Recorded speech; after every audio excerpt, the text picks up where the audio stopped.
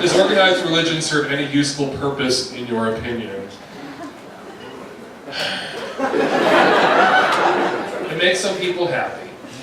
It makes a lot of people fucking miserable. It justifies for some people tormenting other people, which delights the people doing the tormenting and destroys the people who are being tormented.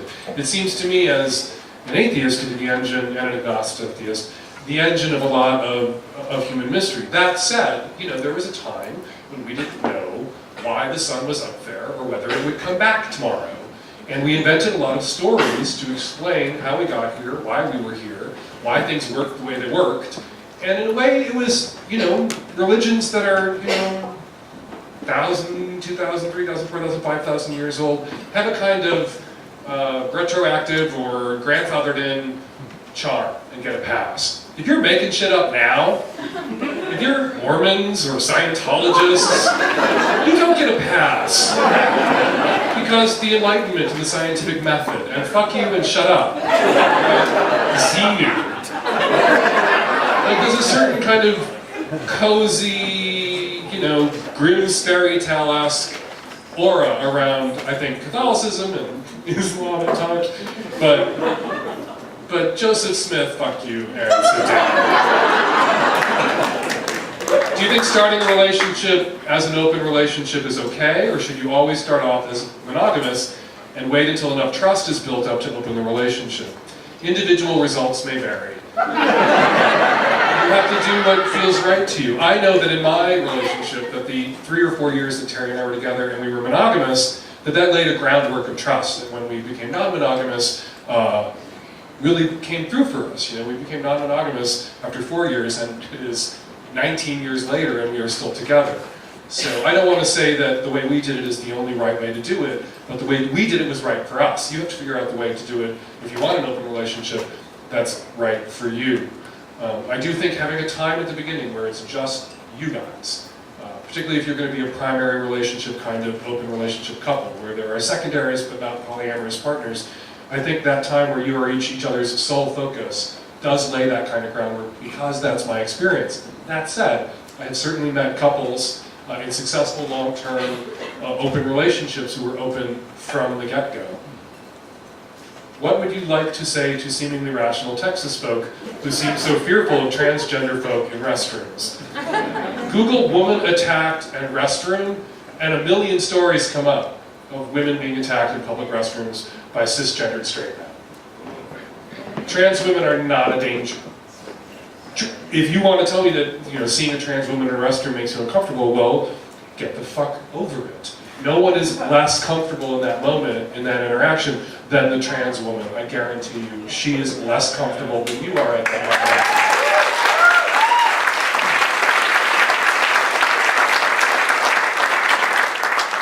moment. And you quite literally have, statistically speaking, nothing to be afraid of. And this idea that there's no, as right-wingers promote this whole concept that there's no such thing as trans women, that these are just rapey men who want access to women and girls in bathrooms. These are all the same lies they told 40 years ago about gay men. They've just repurposed them for trans women, and they have about as much validity now as they did then. Gay men were just, you know, lurking in bathrooms, preying on men and boys, and you should be scared of us. And then that didn't stand the my son came out test. That didn't stand the I know someone who's gay now test. And we're at that point, and hopefully we're going to move through it more quickly with trans than we did with gay. We're at that point right now with trans. But the really ironic thing about this argument, when the right advances it, that there's no such thing as trans, that there's no such thing as trans women, that these are just men in dresses who want to rape women and girls, is what they're saying is that straight men are terrible. Their argument is there's no such thing as a trans woman, there's just straight guys in dresses raping little girls. And you want to look at them and say, is there something you want to tell me about you, about your own self-conception, about what you think it means to be a straight guy? Because what they're saying is straight people are awful, and they are. But so are gay people. Jeffrey Dahmer ate my friend Tony. Gay people are just as awful as straight people can be. Anyway, and you know, the straight people are awful. That was their last lie at the Supreme Court. I wrote an op-ed about this in the New York Times 12 years ago, and then it played out in front of the Supreme Court during the Obergefell arguments that ultimately led to the legalization of same-sex marriage in all 50 states. Their argument before the Supreme Court I'm not saying they took my argument. This was an argument. I noticed something that had been being kicked around by opponents. I wasn't cited in those arguments. I noticed something being kicked around, which is they said that marriage had to be reserved for straight couples only, because only straight couples get pregnant by accident. They literally argue this, that a gay couple that has a baby, and marriage is only about having babies, which is why we don't let infertile people marry.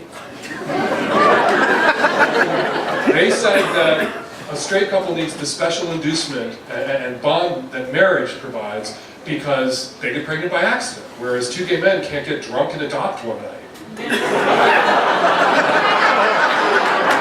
So our children are wanted, therefore we don't need marriage, and our kids don't need the protections of marriage. But your accidental babies, your unwanted children, they need marriage. We don't. That was their argument.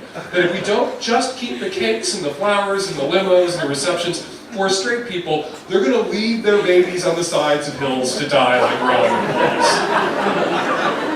boys. Basically, every time you have an LGBT civil rights argument going on, the last and final argument, when they get to the argument that straight people are awful, that's why it has to be this way, you know they're losing. And we're already there with trans. That straight people are awful and scared and full of shit and rapists, therefore trans people should be discriminated against. It's not a winning argument. How do you navigate the etiquette of open relationships when it comes to white lies to ensure don't ask, don't tell?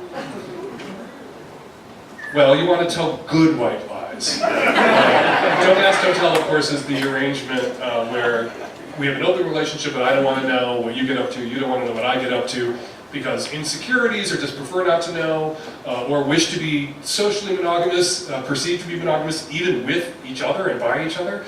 And yeah, that means that there will have to be some occasional lies that are told. What did you do on your business trip? No one. They want it to be a definite lie, then that works.